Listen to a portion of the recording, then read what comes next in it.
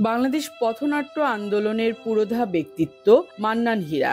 একাধারে নাট্যকার, অভিনেতা, নির্দেশক মান্নান হীরা ১৯৫৬ সালে ৭ই জুলাই সিরাজগঞ্জ জেলা সদরে জন্মগ্রহণ করেন। মানুষের জন্য নাটক লিখতেন মান্নান হীরা। নাটকের মাধ্যমে অনিয়ম অন্যায়ের প্রতিবাদ করতেন।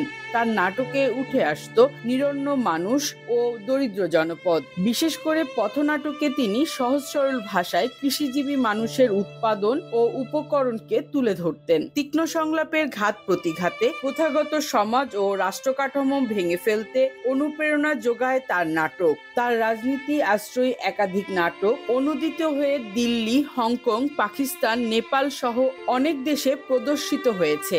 একাধিকবার তিনি আরণ্যক নাট্যদলের প্রধানের দায়িত্ব পালন করেছেন। ১৯৯৯ সাল থেকে আমৃত্যু বাংলাদেশ পথনাটক পরিষদের সভাপতি ছিলেন তিনি। মান্নান হীরা টিভি নাটকও লিখেছেন। তার রচিত নাটকগুলোর মধ্যে ভাগের মানুষ, ময়ূর সিংহাসন, ক্ষুদিরামের দেশে, ফেরারি নিশান, ইদারা, জননী বীরঙ্গনা, ৭১-এর রাজকন্যা, মূর্খ লোকের মূর্খ কথা, লাল জমিন প্রভৃতি।